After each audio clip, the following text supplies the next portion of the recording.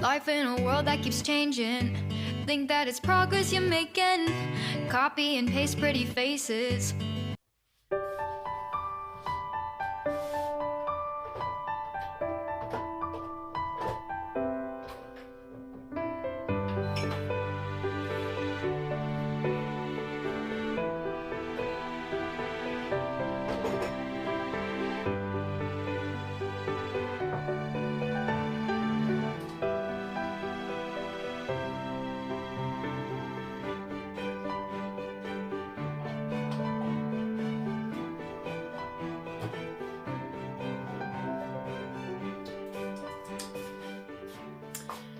Salut tout le monde.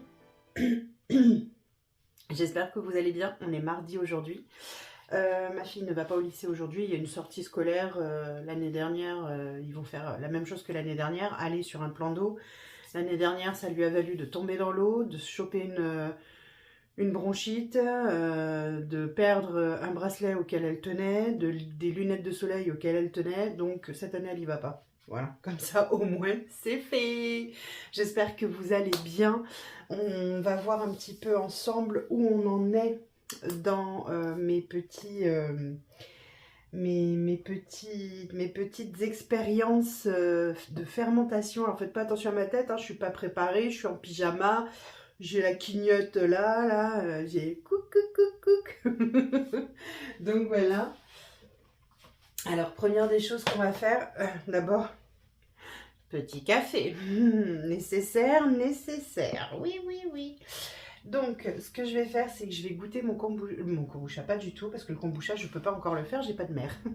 bientôt, j'espère. Je vais déjà goûter mon kéfir, voir s'il est suffisamment fermenté, suffisamment pétillant.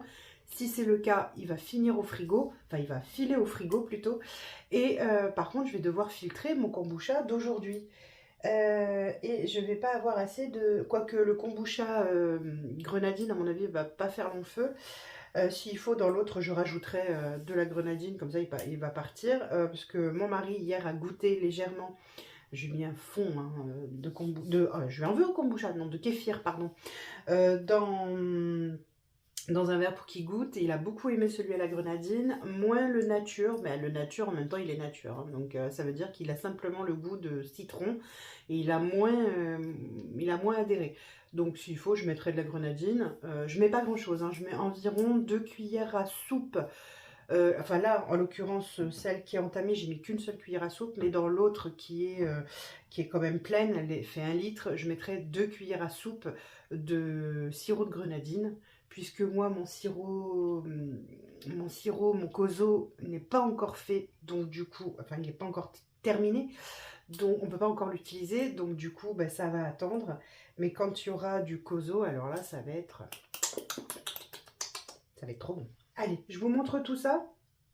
J'ai fait quelques petites expériences aussi, enfin une expérience aussi, parce que je voulais voir si admettons, j'ai des grains de kéfir qui soient plus fatigués, qui donnent moins, on va dire. Je me suis dit, bah, est-ce que je serais capable de faire reproduire des grains de kéfir comme ça? Et je suis partie du principe que pour avoir des grains de kéfir, pour que ça se reproduise, il faut les nourrir, et il faut les nourrir au sucre. La dame m'a dit, c'est temps pour temps. C'est-à-dire que si vous avez 100 g de grains de kéfir, vous devez mettre 100 g de sucre pour qu'ils prolifèrent. Donc je me suis dit, bah, testons, vu que j'en avais en rab, j'en ai mis de côté pour mon amie Cathy, et j'en avais encore en rab, donc du coup j'ai essayé. Et j'ai bien fait. Donc là, de base, il y avait, là, vous voyez, je ne sais pas si vous allez voir, vous voyez les grains? De base, il y avait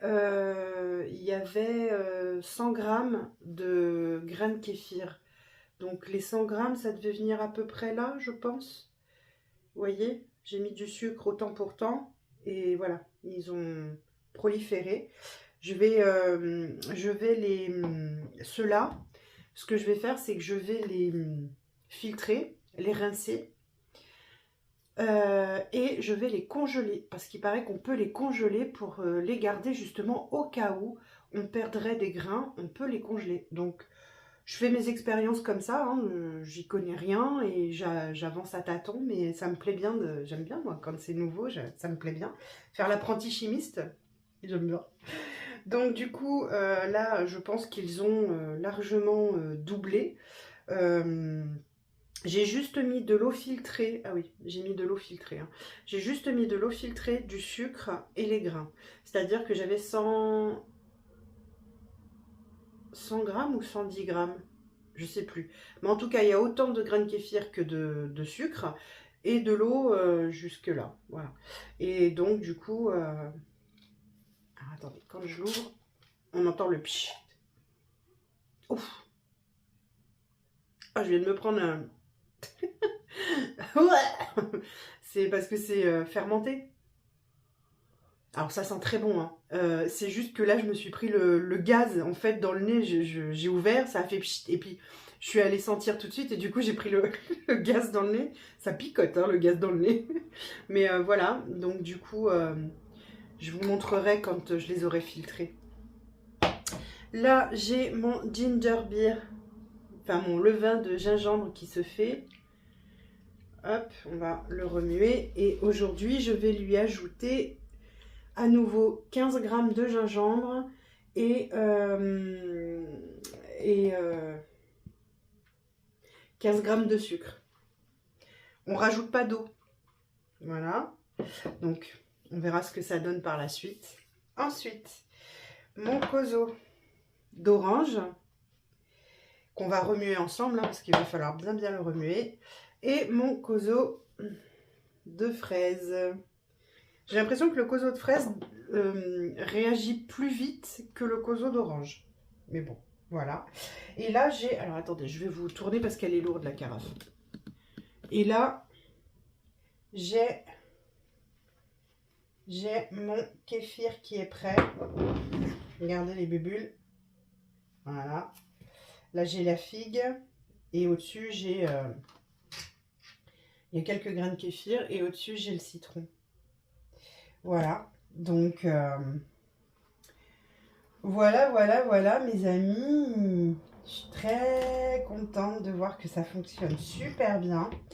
Et là, on va goûter ensemble, je vais vous dire mes impressions sur le kéfir, voir un petit peu est-ce qu'il est comme j'ai envie ou pas.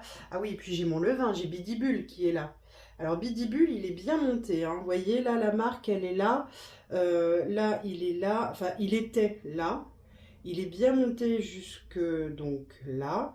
Après, il est redescendu. Là, il est quand même là, hein, mine de rien. Et à l'intérieur, alors, il sent bon. Ben, il sent un peu la fermentation, ce qui est normal. Mais vous voyez, il est liquide. Voilà. Donc là, il faut que je le nourrisse tout à l'heure. Je vais le nourrir.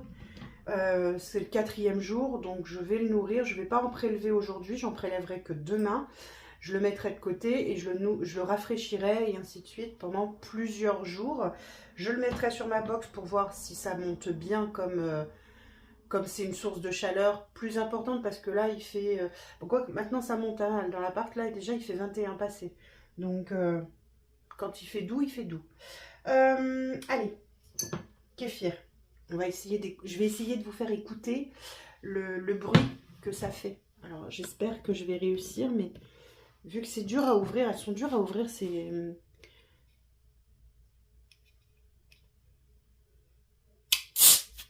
Vous avez entendu ce bruit? Regardez les bidibules. Regardez-moi ça, toutes ces bulles. Là, il a l'air parfait. Je vais vous dire ça.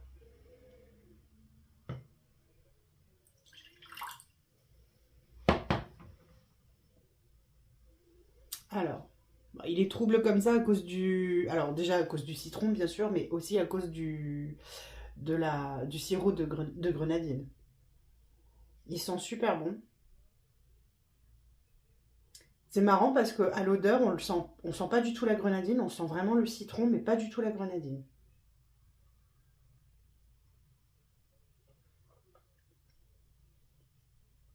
Il est très bon. Il est très doux. Ça fait un peu comme une limonade.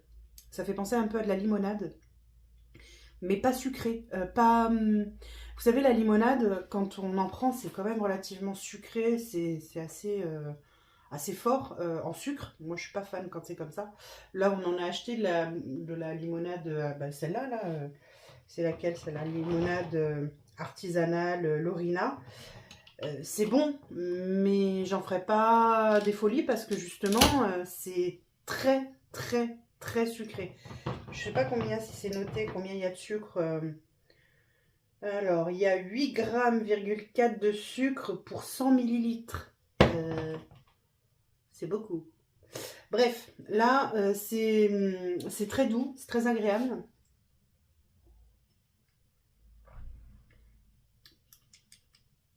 C'est trop bon. Et il pétille super bien. Trop bien. J'adore.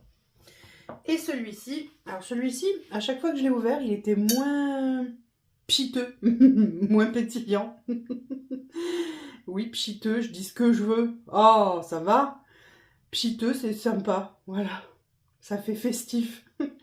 Mais quand on l'ouvre après, il y a plein de bulles qui montent et des fois il fait même de la mousse. Donc on va voir ce que ça donne. Écoutez.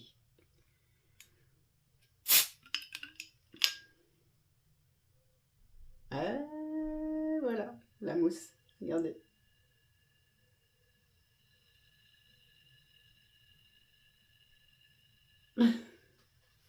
Allez, je goûte et je vous dis.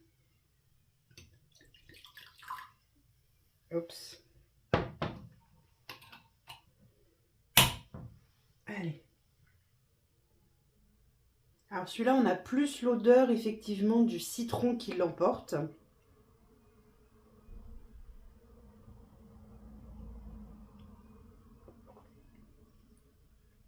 Il est très bon aussi. Franchement, nickel. Effectivement, il a... je comprends pourquoi mon mari il a moins aimé parce que il est nature en fait et donc du coup effectivement il manque ce petit goût peut-être sucré. Mais franchement il est super bon. Enfin moi perso sans sucre ça m'ira très bien. Enfin moi ça m'ira très très bien.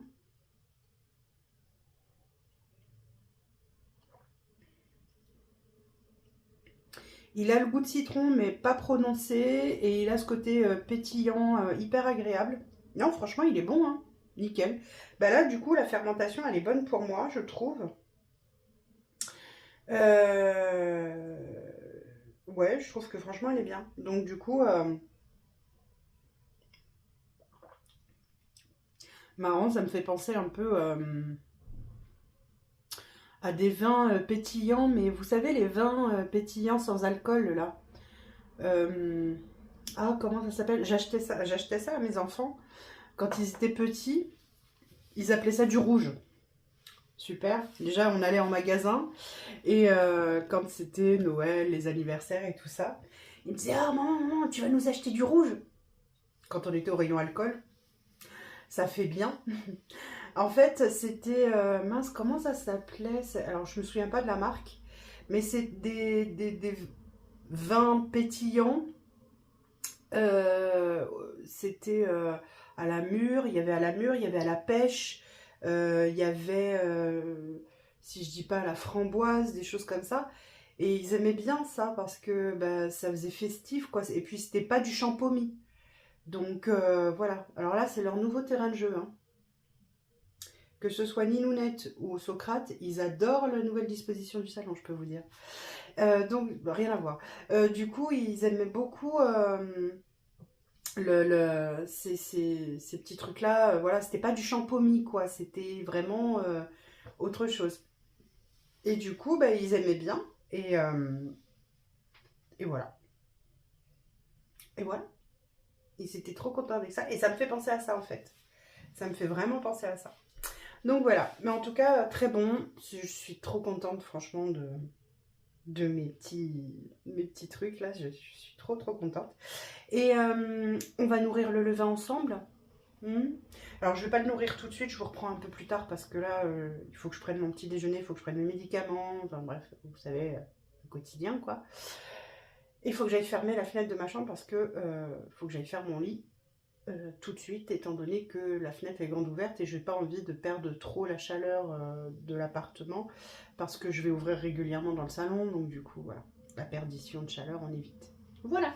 Bon, allez, je vous retrouve un peu plus tard. Allez, on s'occupe du levain. Oui, faites pas attention à ma tête, je suis toujours au pyjama. J'ai pesé 100 grammes d'eau. Parce que je suis censée le nourrir de 100 grammes ce matin. Je vais le rafraîchir comme il a bien monté hier, au bout de 3 jours. Franchement, je suis contente qu'il prenne comme ça. Donc là, je vais en prélever 100 grammes pour le mettre de côté, l'écarter et en faire une autre recette. Ah oui, d'ailleurs, j'ai oublié de prendre un... J'ai oublié de prendre un bocal. On va y arriver, j'y crois. Alors, déjà je vais prélever. Déjà je vais voir combien il pèse en tout. Ouais, déjà je vais faire ça. Ouh, oh mon Dieu, j'ai failli tout faire tomber. Allez, je vous montre. Hop, alors. Vous voyez, il est vraiment... voilà, il est liquide. Allez.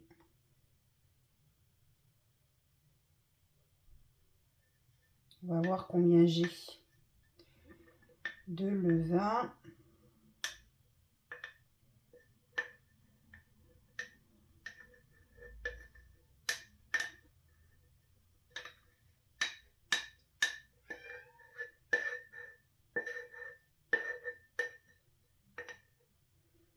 Alors, combien j'ai de levain? Oh, j'en ai mis à côté, bien sûr. 283. Ok. 283. Et moi, je vais en prélever... je vais le remettre là-dedans, mais après, je ferai mon micmac. Je vais en prélever 100 grammes, puisque je vais le nourrir... non, je vais en prélever 200 grammes, parce que je vais lui mettre 100 grammes de farine et 100 grammes d'eau. Alors, on va essayer de faire ça à la louche. Donc normalement, il devrait me rester 83 grammes dans le pot. Il en faut encore. Et les 200 grammes, bah, je les utiliserai pour faire autre chose.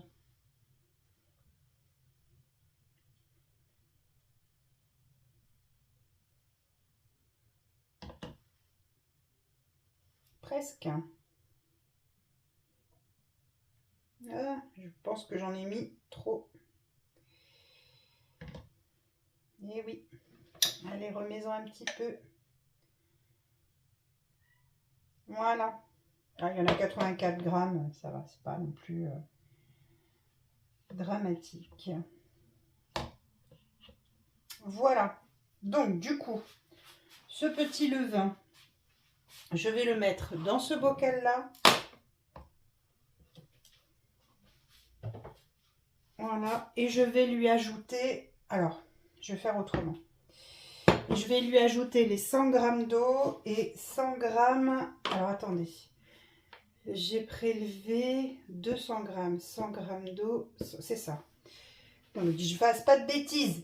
Parce que je débute, hein. Donc, quand on débute, ben, ça, on va vite faire des bêtises. Voilà. Alors, ça c'est le levain écarté et je le mettrai dans une recette. Ça, c'est mon levain que je garde et que je vais nourrir. Que je vais rafraîchir. Comme hier, il a doublé, et puis bien doublé, je vais vous dire en... Vraiment, hein, pour le coup, wow. J'ai dit waouh, le coup de la boxe, c'est de la balle.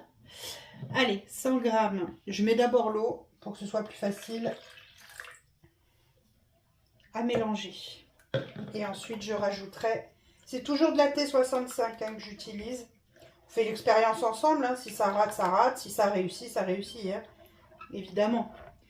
Mais bon, au moins, on fait l'expérience. Alors moi, j'utilise de l'eau en carafe filtrée puisque j'en ai une à la maison. Voilà. Mais si vous n'en avez pas, vous pouvez utiliser de l'eau du robinet, mettre dans une carafe à l'air libre et surtout vous la laissez décanter pendant la matinée ou la soirée ou la nuit et vous l'utilisez le lendemain, c'est pour enlever le chlore. Donc là, il me faut 100 g de farine T65. Hey.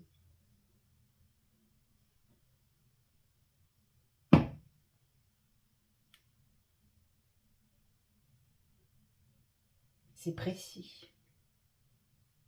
Voilà. Ça, c'est fait. On remue. Non, mais je vais faire que des âneries aujourd'hui, vous croyez? Comme d'habitude, vous me direz. Hein. Allez, on remue tout ça.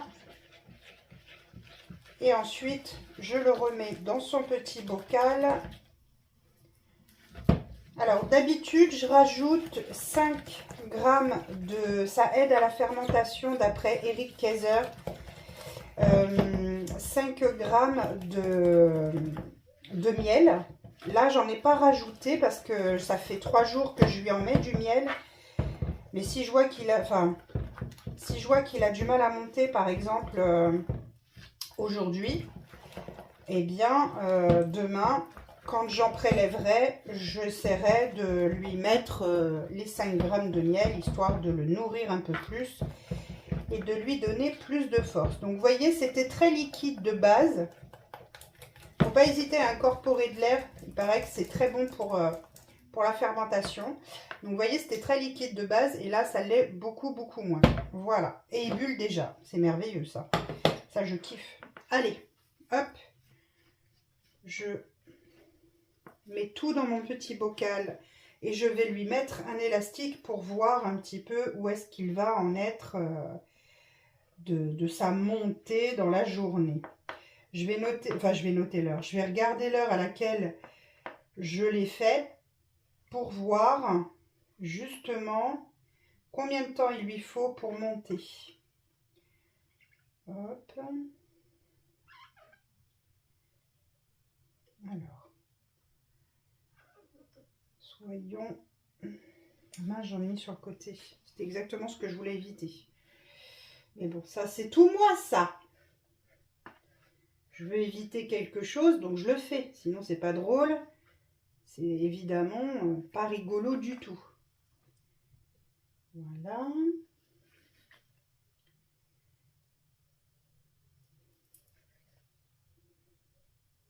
Si tout va bien, normalement, il devrait bien monter. On verra, hein, mais en toute logique, il devrait monter. J'ai les mains propres, hein, bien sûr.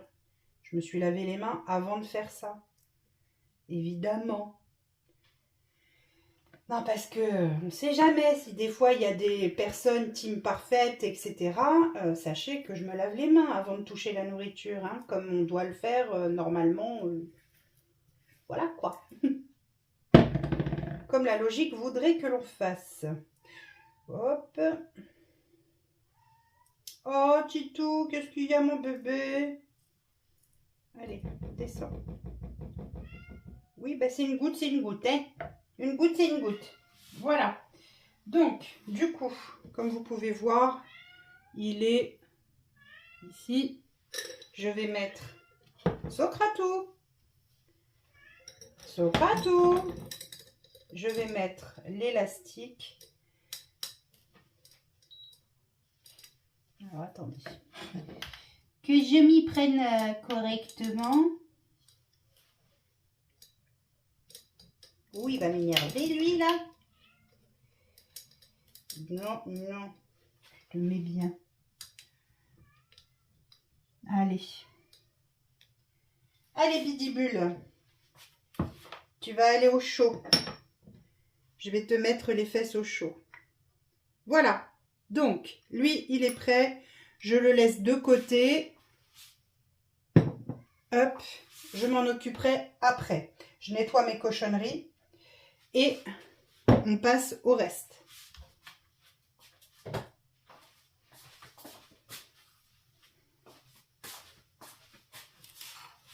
j'utilise celui-ci, il est sale, mais on s'en fout, puisque c'est juste pour récolter le liquide. Comme vous voyez, il y a plein de bulles, hein.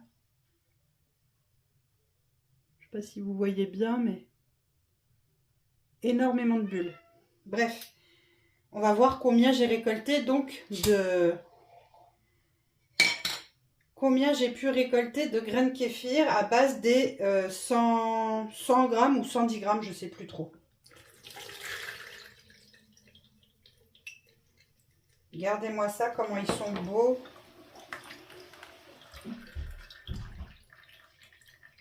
Ils sont magnifiques.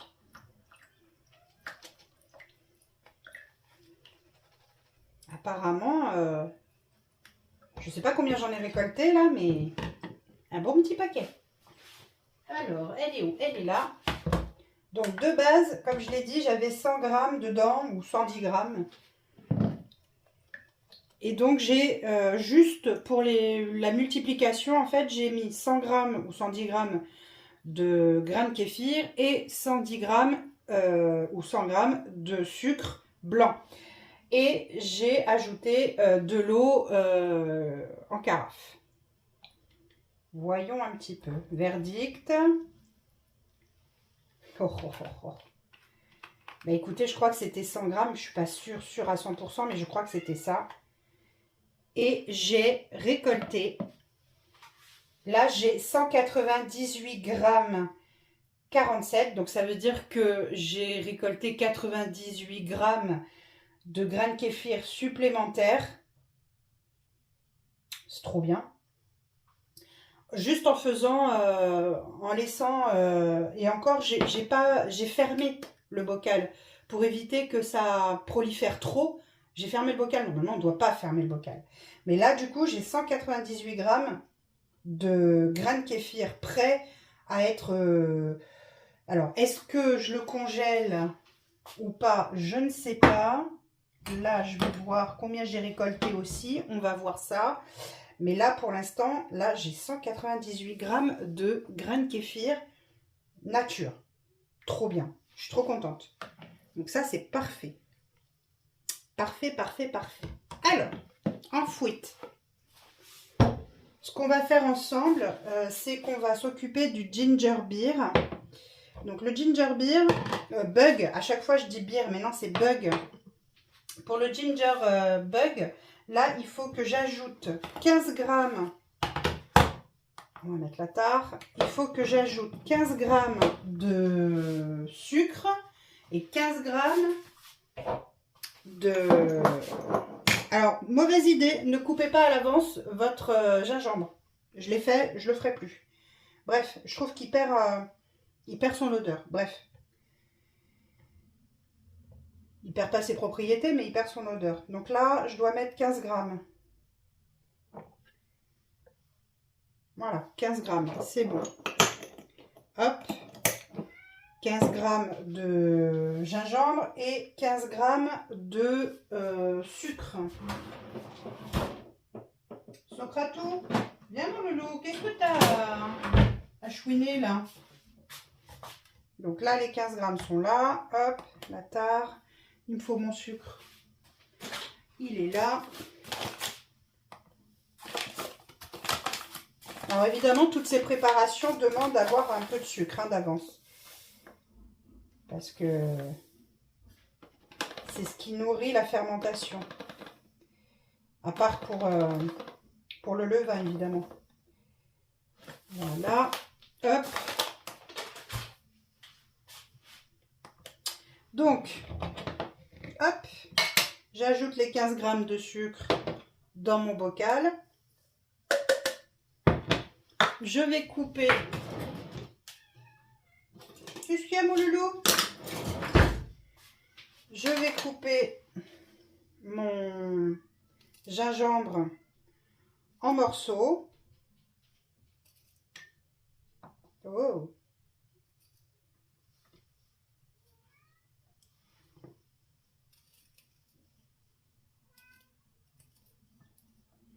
Donc vous pouvez le couper ou le laisser en tranches, hein, c'est vous qui voyez. Moi je le coupe, voilà. Donc vous coupez, vous ajoutez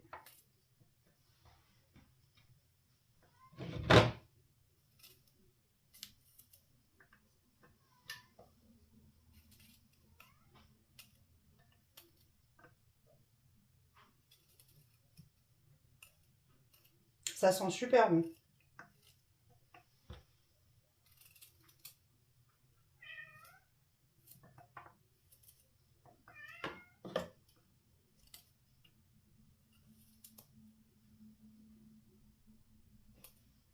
Ne pelez pas le gingembre parce qu'il y a des propriétés dans la peau qui font que c'est ce qui aide aussi apparemment à la fermentation du ginger bug. Voilà, donc ça c'est coupé, c'est fait. On ferme, enfin on ferme, attention, pas fermer complètement, il faut que ça respire.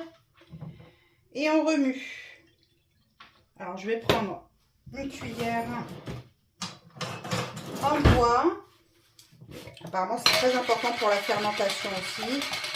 Et on remue, et on remue. Voilà.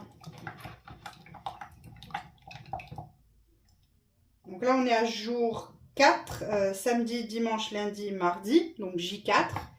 Encore 2 jours à le nourrir et ensuite on passe à une autre fermentation. Je crois que c'est la deuxième fermentation.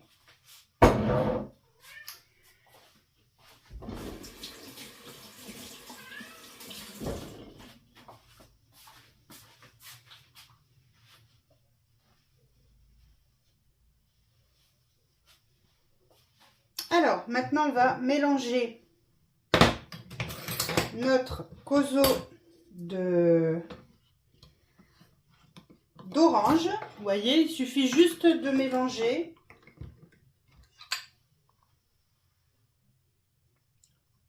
Vous n'avez pas l'odeur, malheureusement, mais ça sent divinement bon. C'est un truc de fou, comment ça sent bon. N'hésitez pas à appuyer sur l'orange pour que le jus soit bien mélangé au sucre.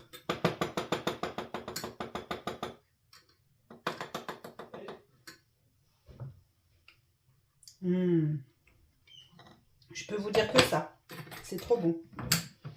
Donc ça, hop, c'est parti pour se reposer toute la nuit. Toute la journée.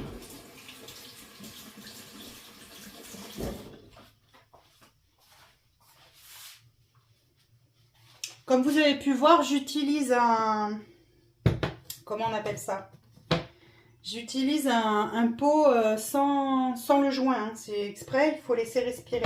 Donc là, on passe sur le Kozo de fraise. Je vous raconte pas comment ça sent bon, mais un truc de fou. On remue. Oh là là, cette odeur de fraise qui remonte. T'as l'impression d'avoir fraîchement coupé le fruit. Alors que là, clairement, on est à J+3, quoi.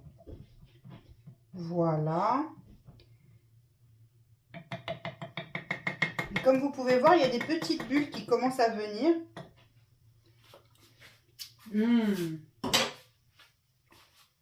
Oh là là. Regardez. Je ne sais pas si vous allez voir, mais là, il y a plein de petites bulles qui commencent à monter. Donc, il y a certains fruits qui semblent être plus facilement sujets à la fermentation. Ou alors peut-être qu'elles étaient un peu plus mûres. Je ne sais pas. Voilà pour ce qui est donc pour l'instant de ce que j'ai fait. Je vais ranger un petit peu le boxon que j'ai mis là parce qu'il est un petit peu... voilà, c'est un petit peu le boxon. Et je vais remettre bien correctement les choses. Et après, on passera ensemble le kéfir que j'ai récupéré. Et on pèsera également combien j'ai récupéré de kéfir. Là, je vais aller mettre Bidibule sur la box, histoire qu'il soit bien au chaud.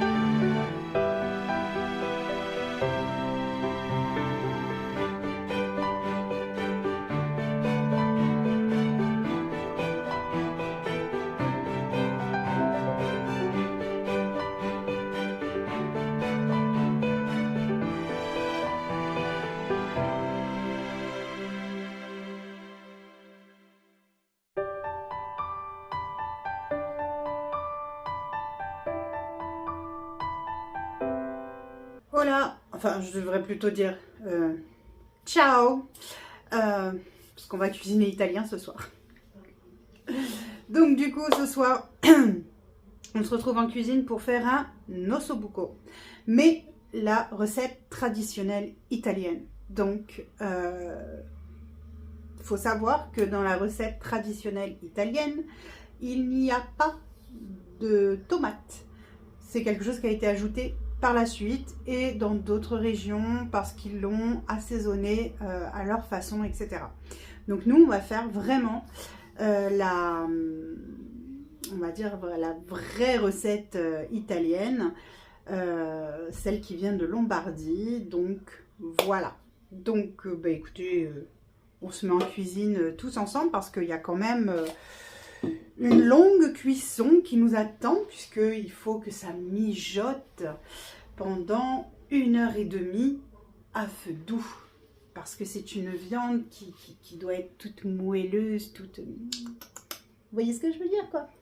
Allez, pour ce faire, qu'est-ce qu'il va nous falloir du coup, vu qu'on n'a pas besoin de tomates? Eh bien, on a besoin d'oignons, on a besoin d'ail, pardon. On a besoin de beurre, on a besoin du zeste d'un citron, on a besoin également d'huile d'olive, de vin blanc, de persil, de sel et de poivre. Et c'est tout, basta. Voilà, allez, c'est parti, je prépare mes oignons, je vais vous montrer comme je fais d'habitude, je vous montre tout au fur et à mesure comme je fais d'habitude. Et on cuisine ensemble. J'ai mis 6 cuillères. Alors, si vous me voyez avec des yeux de panda, j'ai émincé mes oignons, d'accord? Alors, on ne se moque pas, hein, parce que vous, je peux pas vous voir avec vos yeux de panda, mais je suis sûre que c'est pareil. Donc, du coup, j'ai mis 6 cuillères à soupe d'huile d'olive, pardon. Pardon, j'ai la gorge qui déraille. Et j'ai mis 100 g de beurre. Et on va faire revenir les oignons pendant 10-15 minutes, qui soient bien translucides, mais à feu doux. Tout se fait à feu doux, sauf quand on va faire dorer la viande, où là il faudra évidemment faire chauffer un peu plus franco, mais sinon les oignons ça se fera à feu doux, la viande ça sera un peu plus franco, mais après la cuisson se fait aussi à feu doux. Allez, c'est parti, je vous montre. Hop, j'ai mes petits oignons là, enfin mes oignons quoi, il y en a 2 hein. Et là j'ai ma cocotte. Hop, je vais mettre à feu doux. Voilà, je laisse fondre. Une fois que c'est fondu, j'ajoute mes oignons émincés et ensuite il faut laisser ça revenir 10-15 minutes. Allez, je vous reprends. Alors c'est parti, là j'ai mis en route, hop, mes petits oignons. Une fois que tout est fondu, du coup, voilà, je fais revenir mes oignons. Alors, pour éviter que votre viande, elle se rétracte à la cuisson, il faut donner des coups de ciseau dans la membrane. Ça évite donc, en fait, qu'elle... vous voyez, comme ça. Vous voyez ce que je veux dire? Je vais vous montrer. Donc, faites pas attention, ça c'est le bout d'aile, hein, c'est normal. Il y a toujours du bout d'aile chez moi. Alors, du coup... Là, vous voyez, je ne sais pas si vous allez voir, mais il y a une espèce de membrane. Vous voyez, là. Donc là, il faut donner des coups de ciseau dedans. Enfin, quand le ciseau coupe bien, ça fonctionne beaucoup mieux. Hein, je pense que je vais prendre le couteau, ça ira plus vite. Ça sera beaucoup plus facile, je pense, qu'avec mon ciseau. Donc, vous donnez, voilà, des coups, plusieurs coups de ciseaux quand ça coupe ou de couteau dans la membrane. Ainsi, ça évitera qu'elle éclate. Enfin, qu'elle éclate. Vous voyez ce que je veux dire? Ça évite qu'elle se rétracte sur elle-même. Ensuite, vous farinez des deux côtés votre viande. Vous voyez? Vous tapotez pour enlever l'excédent. Il n'y a pas besoin qu'il y ait 3 tonnes de... Et vous posez. Pas besoin qu'il y ait 3 tonnes de farine.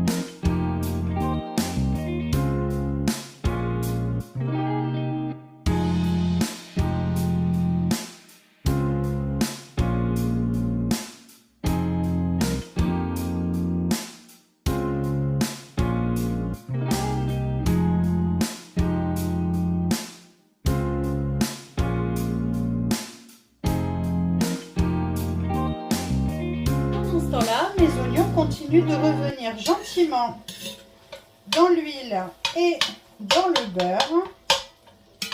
Je commence à être pas trop mal là, donc je vais bientôt les débarrasser pour pouvoir faire revenir ma viande. Je vais faire comme ça, ce sera plus simple, pour pouvoir faire dorer ma viande de toutes parts. Voilà, et une fois que ma viande, excusez-moi je vous regarde pas, hein, mais c'est juste que je range en même temps. Une fois que ma viande sera bien revenue, du coup j'ajouterai donc le vin blanc. Je couvrirai de bouillon de bœuf, du coup, qui est là. Vous voyez? Voilà. Je couvrirai de bouillon de bœuf. Et je laisserai cuire pendant 1h30 à feu doux. Donc, à peu près à même niveau que là, en fait. C'est-à-dire que moi, sur l'induction, ça fait une force 5. Voilà. Force bleue, force rose, force 5. Voilà. Pour ceux qui ont la ref. Allez-y, moquez-vous. C'est pas grave. Je vais récupérer mes oignons. Occupe-toi de tes oignons, Audrey. Hop. Je vais laisser encore un petit peu revenir, mais vraiment un chouïa, quoi. Hein. J'attends un petit peu. Allez, je débarrasse mes oignons.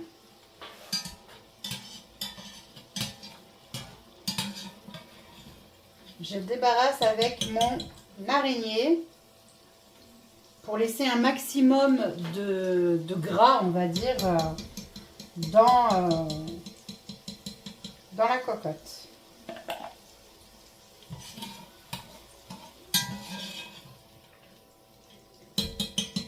Bon, même si vous n'avez pas enlevé tous les oignons, c'est pas dramatique, hein.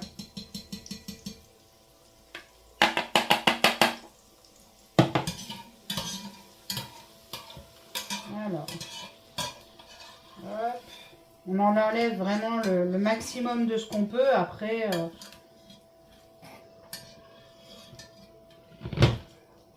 si on n'a pas tout retiré, c'est pas grave. Voilà. Et là maintenant, donc je mets, au lieu de mettre à 5, je mets à 6 pour faire revenir la viande. Celle-là, elle est énorme, elle prend une place, mais alors monstre. Je vais essayer de la caser là, par là. Voilà. Je pense qu'il va falloir que je fasse en 2 fois. Je ne vais pas avoir le choix.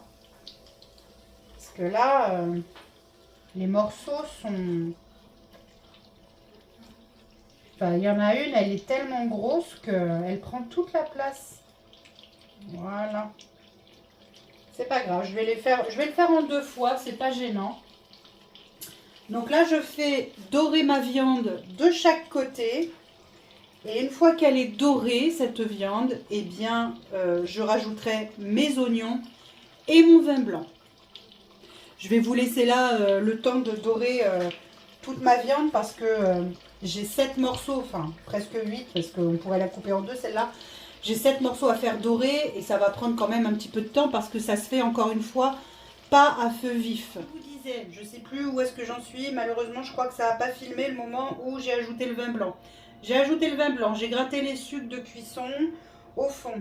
J'ai remis mes oignons et là maintenant je couvre avec le bouillon de bœuf, ma viande. Et il va certainement nous en rester du bouillon hein, de toute façon. Voilà.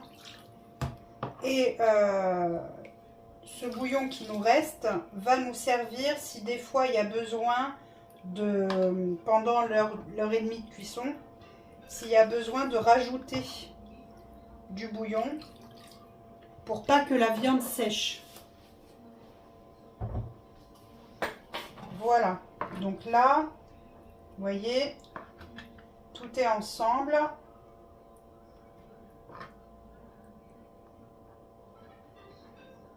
Voilà. Là, je vais couvrir, mais pas totalement. Et je vais laisser comme ça pendant 1h30. Je couvre. Voilà. Mais pas totalement. Là, ici, il y a une ouverture. Alors, pendant ce temps-là, on va préparer la Ça s'appelle la grémolada. Donc la grémolada, c'est tout simplement du zeste de citron mélangé à du persil. Alors c'est mieux si vous avez du persil frais. Si vous n'en avez pas, moi par exemple, je vais utiliser du persil lyophilisé. Je croyais que j'en avais encore au congèle, mais non. Donc c'est pas grave, je vais prendre le lyophilisé. Une gousse d'ail. Voilà. Enfin, une. Moi, j'en mets une parce qu'elle est énorme. Hein. Si vous faites un gros plat, vous en mettez 2. Voilà. Donc, il me suffit de prendre mon petit citron qui est là. Alors, de préférence bio, évidemment. Sinon, vous le nettoyez bien. Hein. Vous nettoyez bien la peau. Et donc, du coup, on va prélever le zeste. Alors, voilà, j'ai zesté mon citron. Je vais presser l'ail dedans et rajouter mon persil. Allez, c'est parti. Alors, attendez. Déjà, je vais couper en 2. On va enlever le germe. Pour les personnes qui ont du mal avec l'ail, n'oubliez pas d'enlever le germe parce que c'est ça qui souvent fait de sorte à ce qu'on ne le digère pas bien. Donc si vous enlevez le germe, vous arriverez plus facilement à le digérer. Hop. Quand vous raclez avec votre couteau, ne le faites pas avec la lame, faites-le avec le dos. Sinon, vous abîmez votre lame de couteau. Petite astuce du jour, bonjour.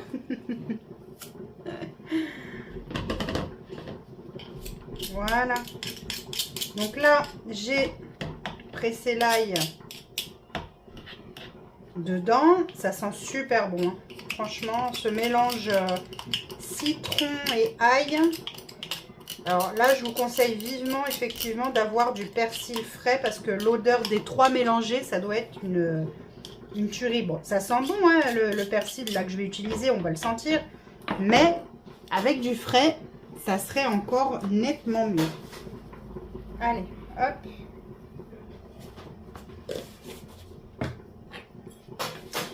Et on mélange tout ça. Et 5 minutes avant la fin de la cuisson, on ajoutera ce mélange. Comment ça sent bon. On ajoutera ce mélange dans la viande. Et on laissera revenir 5 minutes avec la viande. Voilà.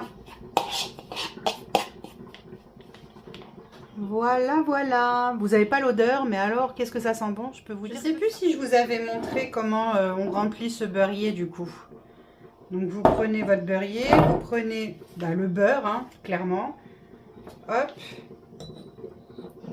Et vous en mettez dedans.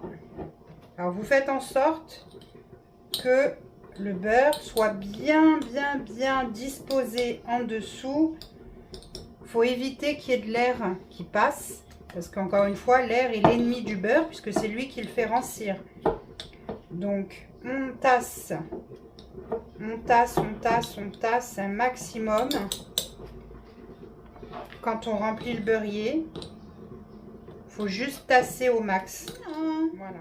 Doudou. Voilà. Voilà, il est bien plein hein, quand même. Voilà.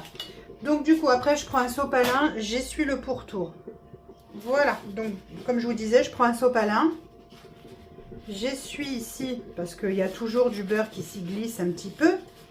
Ça fait rien de spécial, hein, c'est juste que moi, j'aime pas... Il y a un truc là. Voilà. J'aime pas qu'il y ait du beurre autour, comme ça fait cracra. Voilà. Donc, je l'enlève tout simplement. Et c'est tout. C'est tout ce qu'il y a à faire. Donc là, vous voyez, il est prêt. Je rajoute mon eau fraîche jusqu'au trait.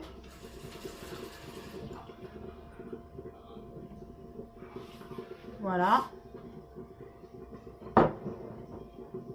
Et maintenant, je prends le beurre et je mets à l'intérieur. Ça ferme du coup hermétiquement mon beurre qui ne rancit pas. Il y a quelque chose qui est tombé. Au moment où je mets en route la vidéo, il y a quelque chose qui tombe. Oh, d'accord. Bon alors, ça y est, on est à table. Comment vous dire que cet ossobuco, ça va être une tuerie. Mais vraiment, hein. Du coup, je vous montre. Et ensuite, on va clôturer, enfin, je vais clôturer le vlog là pour ce soir, puisque, bah, voilà, hein, ça y est, c'est la fin de la journée. On se retrouvera demain dans une nouvelle journée. Une nouvelle aventure, ouais, carrément. Allez, je vous montre l'ossobuco. Regardez-moi ça. Et vous n'avez pas l'odeur, hein. Dommage, hein. Que franchement... T'as qu'à te laver, il y en aura moins. Il m'épuise. Franchement, ça va être une tuerie. J'ai goûté juste un peu la sauce pour savoir si c'était assez salé, assez poivré, etc. Mama. Voilà. Bon, et bien sur ce, je vous laisse. Je vous fais d'énormes bisous et je vous dis à demain. Bisous. Life in a world that keeps changing. Think that it's progress.